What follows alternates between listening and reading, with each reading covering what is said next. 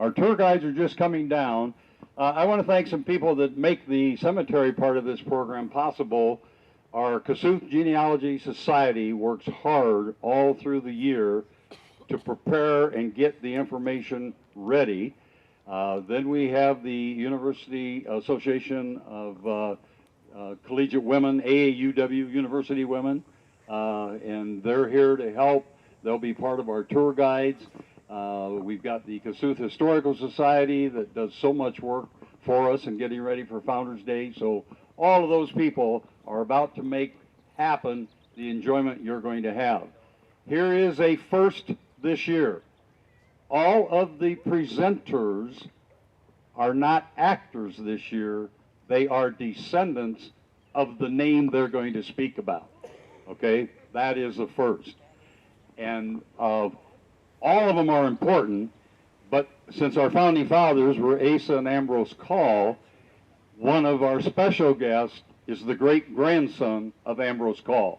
You'll be meeting, Ambrose and Nancy are buried down there about a block, and you'll be meeting Jerry Jewett, the great-grandson, and then his daughter Jennifer will be playing Mrs. Ambrose Call.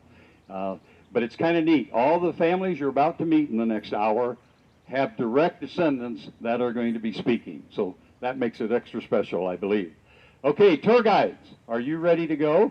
What we're going to do is split. I'm guessing we got 100 at least, so we'll go about 20 in a group. Give me my first tour guide. Okay. Her real name was Dorothy Comley, her maiden name. She was from Webster City. Born and raised in Webster City. Went to Webster City High School. She was a big Lynx fan. She graduated with the class of 1932, Webster City High. Now, oh good, I can use this as a pointer. I had a red stick pointer, but that won't work. My mother was raised by these people. Her grandmother is the tall one in the middle. Her name was Clara Ramey, and she was a very prominent Webster City citizen. She was well known for serving banquets and for all the prominent families, starting in 1890. And she was born in Des Moines. She ended up going to Ames and somehow ended up over in Webster City. And I'll get more about her later. But my mother was born on February 14th, 1914. Keep in mind that's an easy date to remember if you're trying to deceive somebody about when somebody was born. That's my mother's like 2-year-old picture there. Mother grew up, she was like a little rich girl. She ran around with all the doctors and lawyers' daughters because her mom was so prominent and knew everybody. Her mom was very prominent. As a matter of fact, there's I don't know if anybody's heard of McKinley Cantor. Oh, yeah. He won the Pulitzer Prize for Andersonville. He had 2 books where he wrote about Clara. He calls her our Mrs. Comley. He was comparing her to the some of the people from Fort Dodge that hung around there that weren't allowed into town. But no, my mother grew up, there she is about maybe 5 or 6 years old. Whenever, you can still read the Webster City archives, and you'll read about her birthday party where the county attorney's wife was there to cut the cake. I mean, that's how prominent her grandmother was. Now, I'll go through a quick history, and then I'll get into more of a mystery about my mother. Here she is. She must have been about 13 or 14 years old. And then she was still, when she had all the best clothes growing up, here she is right before she got married. And here she is. She's in her class of, she must have been about, her 30th reunion. She's the one in the middle, always looking like a lady. But she had to adjust from that life into farm wife of the 1940s. So she had, when we grew up, we weren't rich or anything. We didn't even have electricity. until I was like 5 years old. But she had to wash clothes. We didn't even have a electric washer, and we had a gasoline engine that powered the washer, and she had to wring the clothes by herself. But she always impressed me because she could drive the tractor. Whenever my dad would need the car pulled on a cold morning, she could drive the John Deere. So she never drove a car, but she could drive a John Deere. But no, she became a farm wife, and she was in the Irvington Friendly Club. That was one of her funnest things she liked. Every second Wednesday of every month, all the farm wives would get together, and she really liked that. I remember one time she did a skit, and she dressed up like a hobo, and she put on cold cream and coffee grounds to make it look like she had a beard, but she was still pretty afterward. But no, then most people probably remember her from high school. She was with the Hot Lunch. She worked for Miss Comfort. I think that started in about 1970. And that's when Miss Comfort had her as temporary, and then she wanted to hire her full-time, and mother couldn't come up with a birth certificate. And she called all over, checked with the state, and so it turns out she didn't have a birth certificate, which means something was fishy about her birth. So that leads to kind of the mystery of where she came from. So this is her grandmother. Her grandmother was, she was born in 1863, moved to Des Moines, ended up in Ames. She went to Iowa State College in 1882, before it was Iowa State University. Now she got a job.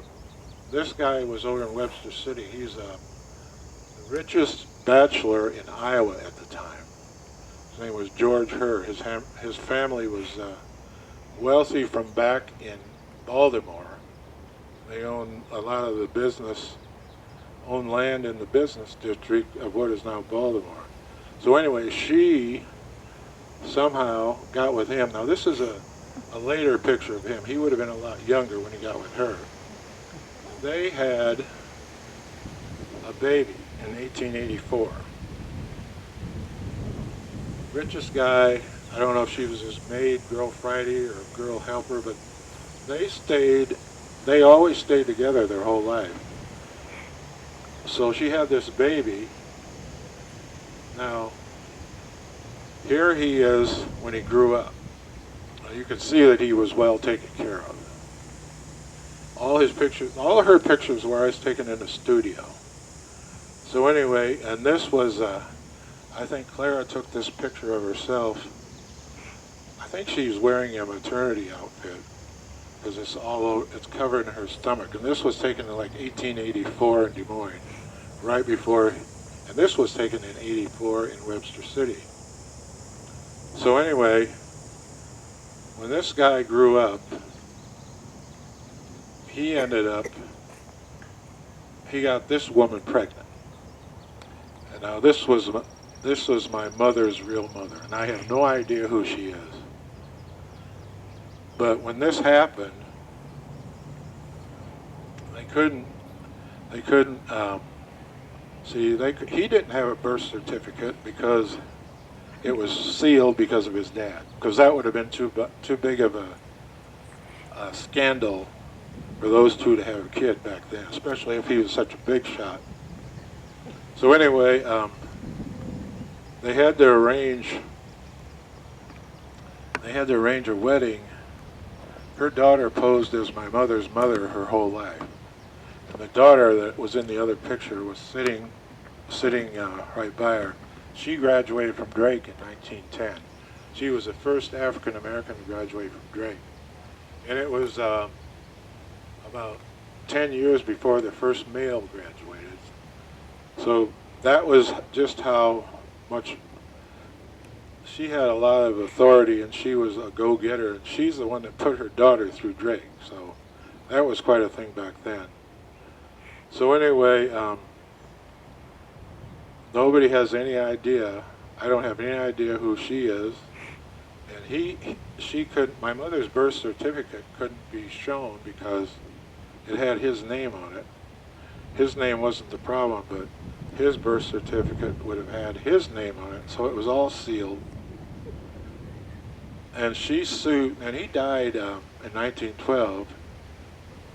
But he took care of this kid his whole life, but then she had to sue his family, because they didn't believe that he would have a kid, but he did.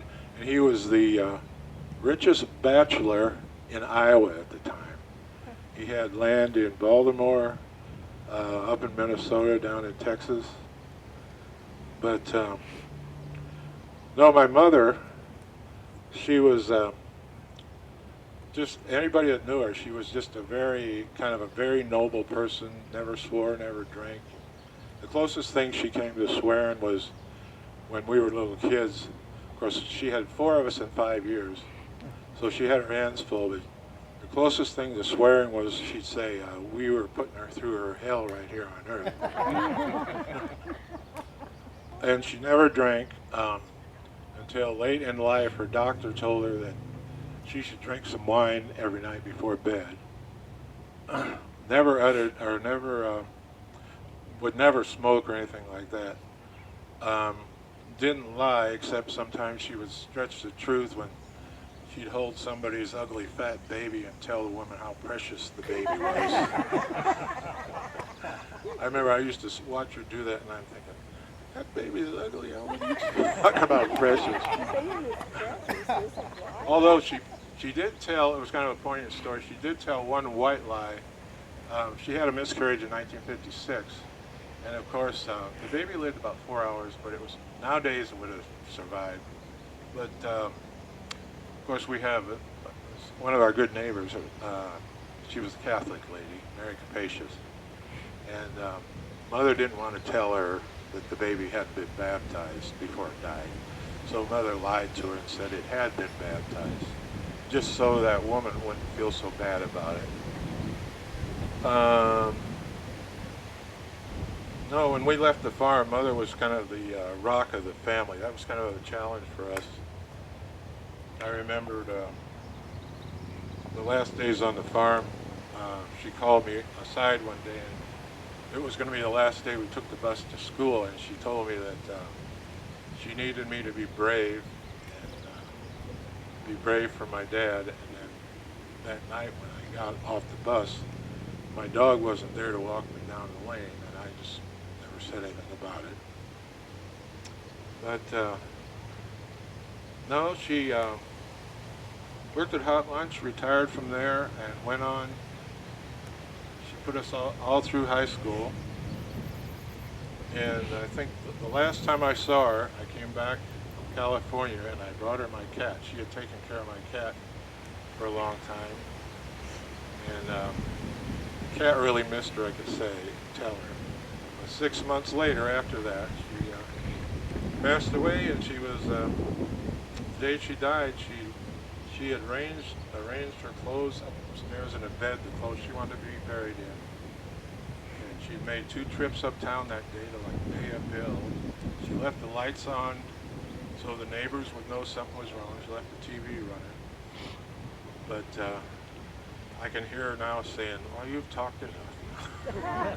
So anyway, thanks for showing up.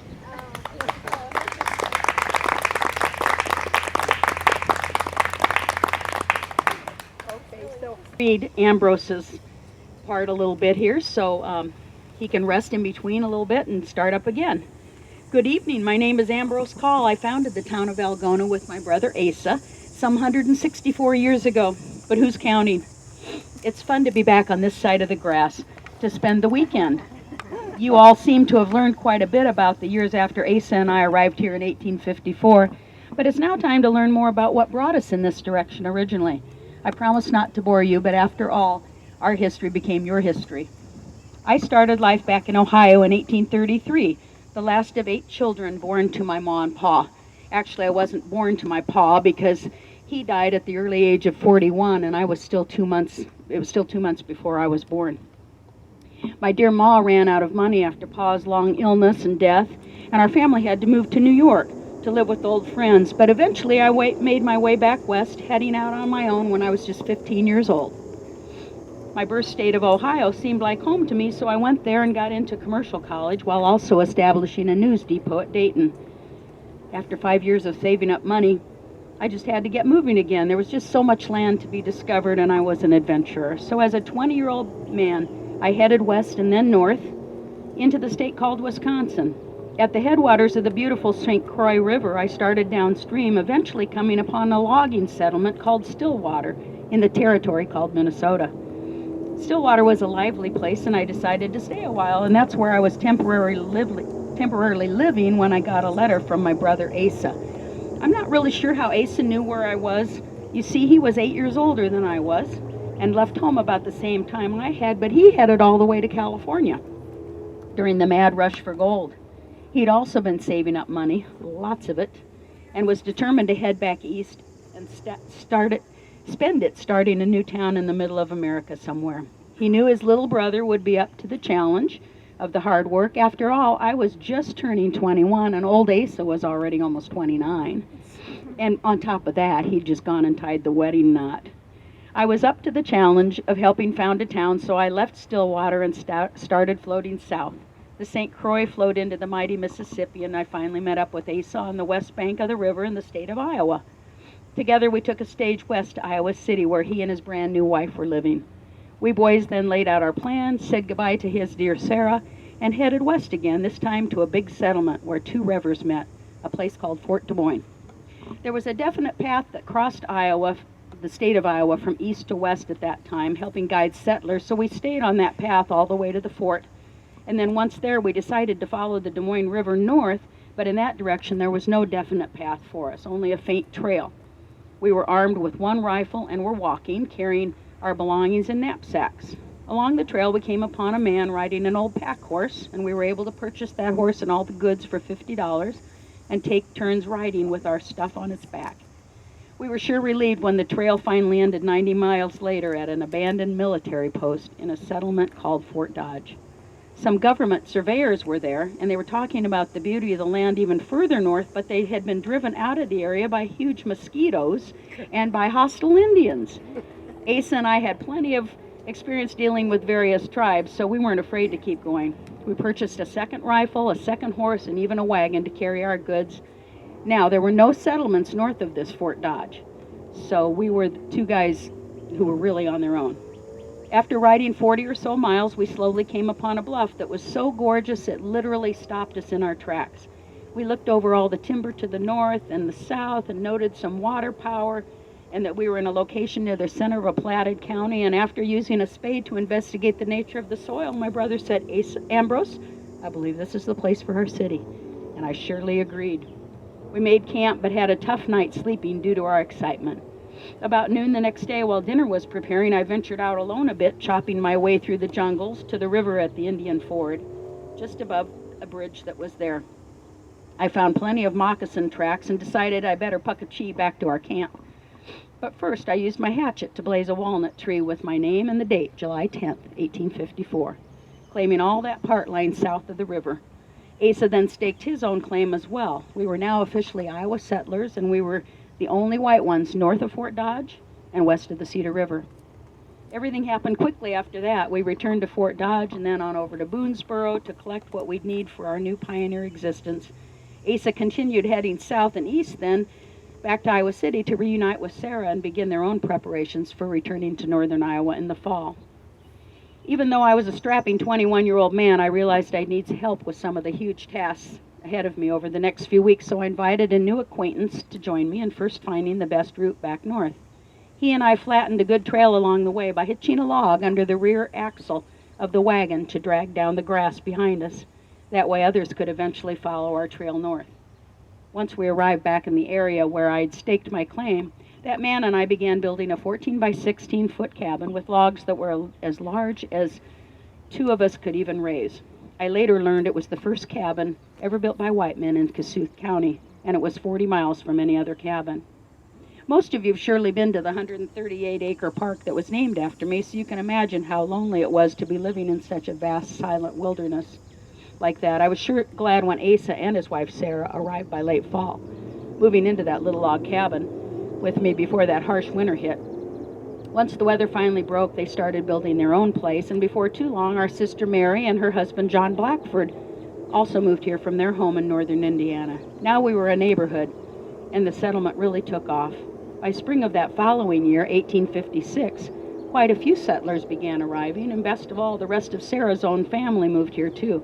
We were all so excited to be working together to build a community. And I was born Nancy Eliza Henderson, and I came here in 1856, just like Asa's wife had come in 1856.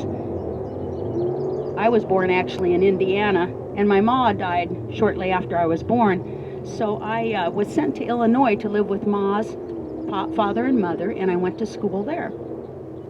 My father remarried, and by the time I was 12, he and his new wife and my siblings and my step-siblings and my half-siblings wanted me to join up with him. Pa was kind of a restless man, and he was always kind of looking for new adventures, and they wanted me to join up with them on an adventure into northern Iowa where he heard about a new settlement where he could use his construction skills and help build the community. So he loaded all of us onto prairie schooners, and we made this exciting trip west and north, and we were just really lucky to be alive when we got here. It was dangerously exciting, and I have told stories about it over the years.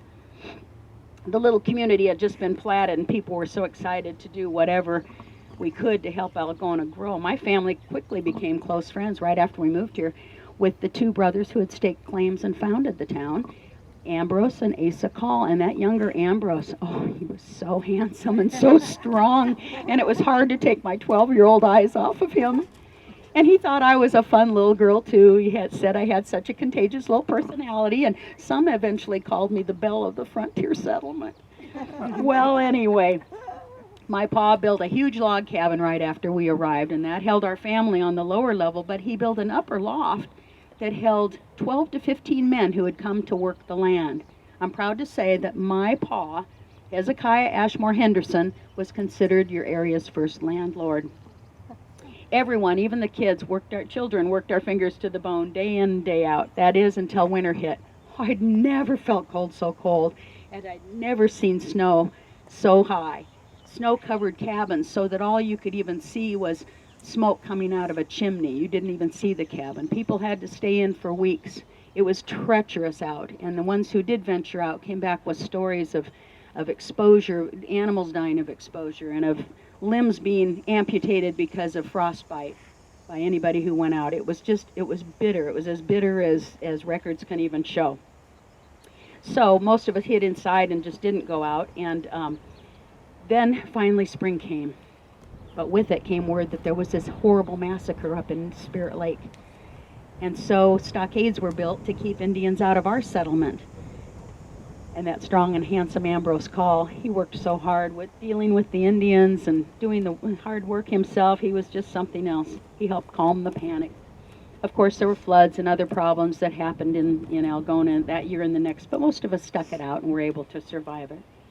Now, after my family had been here a couple of years, Pa, my restless Pa, decided we needed to move on and start helping raise another new settlement, or helping build another new settlement. Well, I didn't want to leave Algona. I was in love with Algona. I'm probably in love with him, the strong and handsome Ambrose Call. But I talked my pa into going back to Illinois for me, and I could go back and finish my schooling there. I just didn't want to leave Algona, but I really didn't want to follow my pa and my family into another new settlement. This felt like home to me. After a year back in Illinois, my brother Milton and I got on a prairie schooner once again and made our way back to Algona. I was home, and I was 15 years old. It was just so great. So, believe it or not, a year later, Ambrose Call and I were married. He was 27, and I was still 16, when we made the 5-day trek down to a place called Oskaloosa in the southern part of the state of Iowa. That's where my pa and our family had finally settled. Before we left for Oskaloosa to take our vows, Ambrose had been building a big new home for us 2 miles north of the original cabin so that we could be closer to other settlers because we wanted to start having a family and we wanted people nearby. And sure enough, 10 months later, our first little girl was born. And within a couple of years, we had a second little girl. And within a couple more, our third daughter was born. And within a couple more, I had the fourth daughter. And we just loved and doted over Florence and Edith and Etta and Bertha. But we really longed to have a boy too, and we're so glad that the Ambrose call, or the call name could be carried on when our little Ambrose Glenn was born. It was probably the saddest day of my life when we buried Ambrose Glenn at age 2.5. He was buried right here in the cemetery before the rest of us were. His headstone is still here. But I never thought I'd survive it, but I did, and we had finished out our family having Chester. And then I had twins, Roscoe and Myrtle. So it ended up a pretty big family. But in celebration of our 25th wedding anniversary, Ambrose and I built a big Victorian mansion-like home on our land. And many of you probably remember that home because it was torn down not that long ago, I understand. We had so many events and celebrations there. See, that strong and handsome Ambrose Call just continued to be involved in endeavors throughout his entire life, even into his elder years. And we had, I just don't have time to tell you about all the hats he wore or about the accomplished lives of our children and our grandchildren. But now you can read more about them because our great-grandson, Gerald Jewett, is up here from Des Moines this very weekend with our great-great-granddaughter, and they have finished a book about those early years in Algona and beyond. And I understand it's even for sale at a table there at the front. So anyone who's interested can read more about the early lives of the Algona residents, the early lives of platting the town, and the crazy lives beyond. Thank you so much for having us come back. We're just so glad to be here this weekend. My name is Clark Scuffle. I was born April 23rd, 1875 in Yorkshire, England. My father, John, was a foreman on a great estate known as Curlew Lodge, near Sutton, Lincolnshire, on the east coast of England. Downton Abbey was nearby, but I never knew the Crawleys. There were some 20 head of cattle on Curlew Lodge estate. The feeders were tied in stalls. And from the age of 8, I was in charge of feeding them chaff straw, rudabakers, oil meal, alfalfa, and barley. My dad, John, later rented 80 acres on the estate. I was married July 12, 1899 to Isabel Wilkerson of London. I became a trolley car operator in London. The wealthy rich owned the land and controlled the country. I know you Americans are fascinated with the royal family, but you don't have to pay to support them. I couldn't tolerate supporting them, their excessive living style, so in 1902, along with my wife and 2 sons, Lionel and George, left England for the USA on a 12-day boat trip. At one point, a storm hit the boat and the dishes on the boat were broken, so we had to unpack Isabel's dishes to continue the rest of the trip. We landed in Boston. I'm really glad I came to America. My first job in America was a herdsman on a large farm near Hawkeye, Iowa in Fayette County. My daughter Violet was born while we were there. We moved to Intervale, Wisconsin in 1906, and my son John was born there. That move was a disaster and we didn't stay very long. Then we moved to Galesburg, Illinois, but there was too much mud to feed cattle in the wintertime, so we left. My daughter Lola was born there. We moved to Kossuth County in 1909 to a farm just north of Gopher College. On the 4th of July, some gypsies come by and were wanting food. I turned them down. When we came home that night, our house was burned. My daughter Ivy was born there. In 1916, we moved to a farm 1.5 miles north of Algona on Highway 169. My son Eugene was born there. Finally, in 1920, I bought the old Perry homestead from Senator Adams. It was the first homestead in Plum Creek Township. 277 acres at $152 an acre. The farm is located just south of the Plum Creek Station elevator. It had been a dairy farm with a big barn that was 120 feet long, built from lumber from the St. Louis 1904 St. Louis World's Fair. I wasn't a dairyman. I fed Western cattle that weighed 1,000 pounds, but later years I fed out 500-pound cattle. At times we had 300 head on feed. Finally I felt like we were settled, and I joined the Congregational Church in Algona. We even have a pew in the chapel with our name on it. I also became a member of the Masonic Lodge. The cattle were shipped to Chicago. I would go with them on the train, making sure the Cubs were playing. Taking a game, I was always a Cub fan. Like a lot of farmers, we went through some difficult times in the 20s. We couldn't make our farm payment in 1926. Des Moines bank representatives told us to stay put and he would be back. In 1930, my wife Isabel bought the farm back for $80 an acre, $72 less than I'd paid 10 years earlier. Some notes back from farm life back then. A farmer north of Sexton walked to my place in the middle of winter to pick up a few dollars for corn that I bought for 8 cents a bushel. I'd only sold 2 bushel of corn my whole life, and I'd ended up being a bad debt. In 1933, the local newspaper did a human interest story on me. Caught me in my doing chores, and of course I was in my overalls. So that's how the picture was taken. The quote in the paper was, "Our contention is that the present world has too few men in overalls and too many men in white shirts." They had electricity on the west side of the East Fork of the Des Moines River, but not on the east side. So my neighbor George Miller and I bought electricity across the river, of course at our own expense. We had ice cream socials at our place, and the entertainment was listening to the radio. In 1936, I had an electric refrigerator installed in my home. During the 30s, I was active in several community boards. I was chairman of the local school board district, director on the Corn Hog Board. That was an FDR program to try to limit production in 1935. I was president of the Beef Cattle Feeders Board in 1939. I was elected to the Sioux County Fair Board in 1933, and apparently before 1933, to be a member of the Sioux County Fair Board, it cost you $1. I mean, to be a member of the county, so you could vote for school board members, board members, and there were 7. And apparently some people thought some of the 7 board members weren't doing their share, so they changed the bylaws so there was only 5 board members. And then the board members could elect their own executive secretary.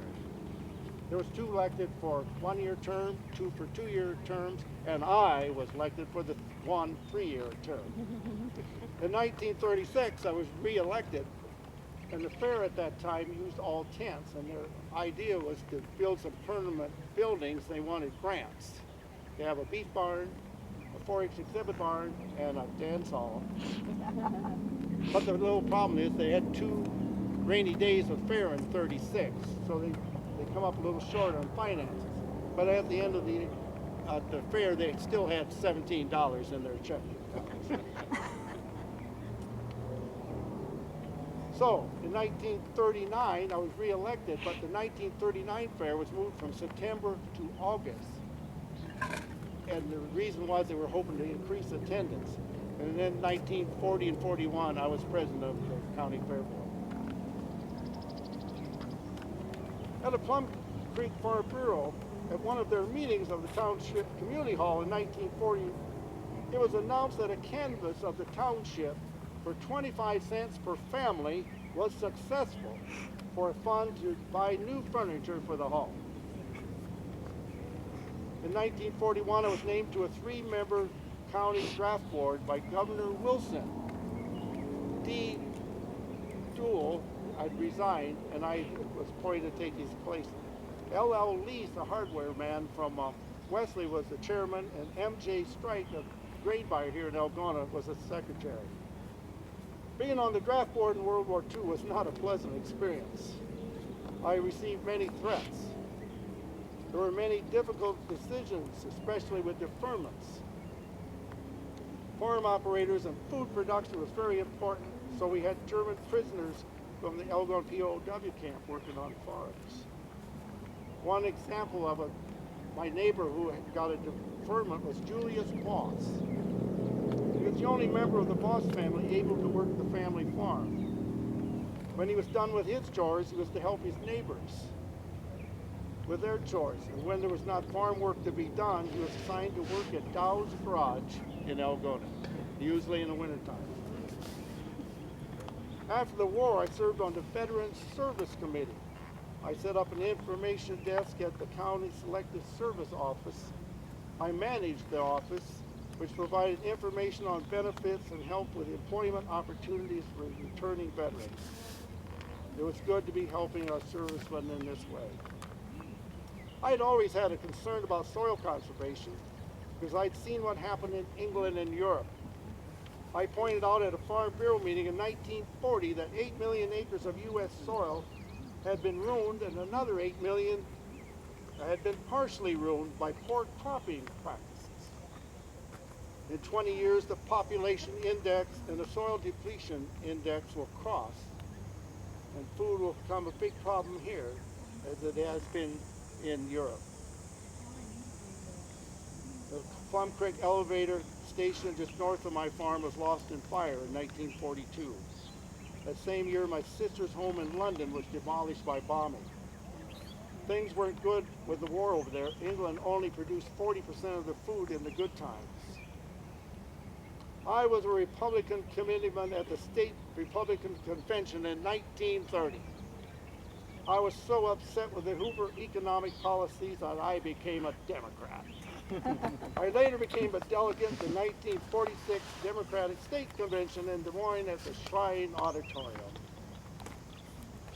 My son John took over the family farm in 1943 when he married Mildred Gerber.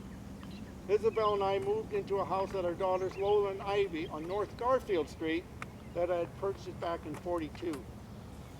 It was quite amusing to me to see a note in the paper of December 1944 that the first wild deer in the city of Algona was seen near my home.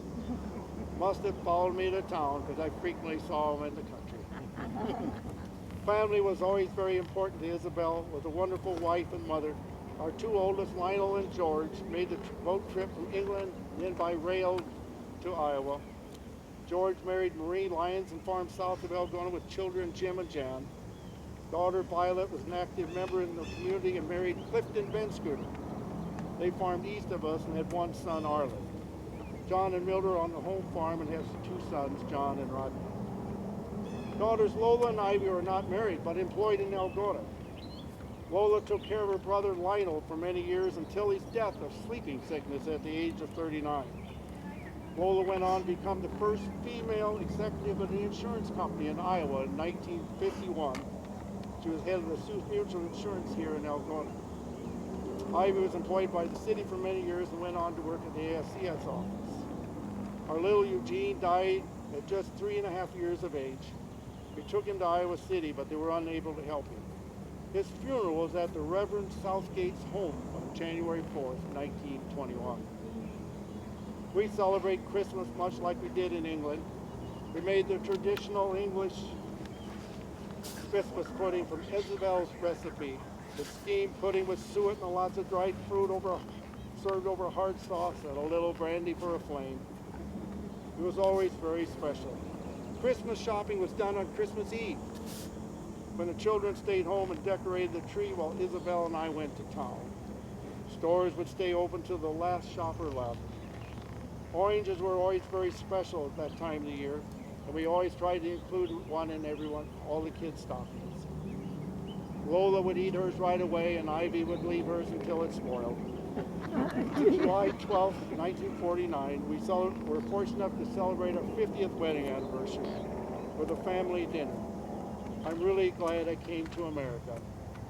I always wanted to live longer and see how things turned out, but I died November 12, 1951, at the age of 76, at the institution in Cherokee, Iowa.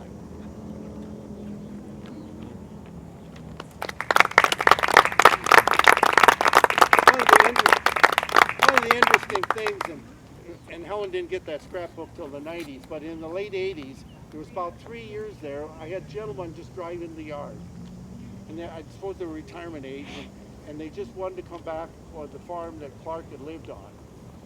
And they said, I don't know what we would have done without Clark and what he did for me. And these guys were almost in tears.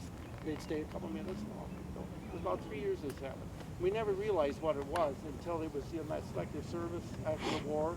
He worked in that program and helped people get their jobs and benefits and things like that. That must have been what it was. Charlie and Hulda Hag were buried back here. Joining us today is our cousin, Fred. And Fred is the son of Peter and Clara Hag. Now, all three of us are veterans of the First World War. And the story we're going to tell you today takes on a very special meaning because on November 11th of this year is the 100th anniversary of the armistice that ended the war to end all wars. Carl and I grew up on a farm in Union Township, just north of Algona. Both of our parents came from Sweden. They married here in Kossuth County in 1887 and settled on the farm. Our parents were hard workers and saved as much as they could to put back into the farm. Unfortunately, about the time our youngest brother was born, Dad contracted tuberculosis. He traveled as far away as Chicago seeking treatment, but never found a cure. He died in January 1908 after several years of illness. Now, Uncle Charlie and Aunt Hulda, they'd only been married 20 years when Charlie died. So as mentioned, they're right back here. Now, our dads were always close brothers and farmed together, worked together quite a bit. So especially after Charlie died, our families became really close. I always felt like these were more like my brothers than my cousins. As the eldest son, it became my responsibility to run the farm during my dad's illness. And at 18, my dad finally did pass. But I was old enough to take on a man-sized responsibilities. With that said, I am very glad that Arthur was there to help me run the day-to-day operations of the farm. Now, our four younger brothers could have helped, but the youngest, Yelmer, is spelled H-J-A-L-M-E-R, was only 4 years old when Dad passed. Working together, we farmed the land owned by my mother, and we rented some additional farmland, which helped us to expand. During the years before the war, we started a milk route in Algona, which fit well into our operation. Now, in 1914, the Great War broke out, and the U.S. declared neutrality right away. But we did watch with interest as things developed. And over time, the government changed its opinion on things, and soon it became obvious that it wasn't a question of if, just when. When the time came, we went up to the draft board together on June 5th, 1917, and registered.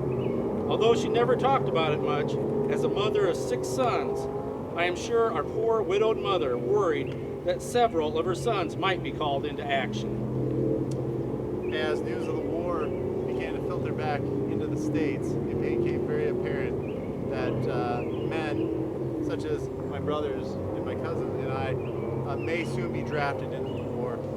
And on April 8th, 1918, Fred and I were inducted and became privates in the 163rd Depot Brigade. Now, that said, Fred and I down to Camp Dodge, and we got there. It was a very bustling city, full of activity, and we started basic training immediately. But within 2 weeks, they mobilized us and transferred us over to Camp Mills, which is located in New York State. Now, there was such a need for troops in France that on May 3rd, when we had been in the military for 25 days, not even a month, we found ourselves boarding a ship out of New York headed for France. At that time, we were reassigned to Company G of the 138th Infantry Regiment of the 35th Division, the National Guard. Carl wrote frequently to Mother, but never mentioned much of the war experiences. Of course, all mail was censored to prevent the enemy from receiving any military strategy, but I'm sure he tried to shield her from all the horrors that he was witnessing. Life in the trenches was dreadful. We often spent more than 20 consecutive days in those trenches. And when we weren't fighting the enemy, we were fighting vermin such as rats and mice in those trenches, as well as constant nuisance was lice. And then when those weren't bugging us, it would be raining, constantly raining, and you get muddy trenches, and we'd end up with soldiers with foot rot. Now, life in the trenches wasn't all bad. One small bright area we did have was that we were with other soldiers during some certain idle times in battle, and we could sit down and talk to one another about what our life would be when we finally finished the war, and we could move on to what we really wanted to do, what our hopes and dreams were when we would leave this godforsaken battlefield. Now, Carl was spent a little time in the trenches just days before I ended up there myself. In a letter I wrote home to my father, I wrote, "I've been in the frontline trenches for 2 weeks. This sure is some place. My rifle's been hot more than once. I know I'm now at resting camp, but may be called back at any time. It takes eyes and ears to be in no man's land.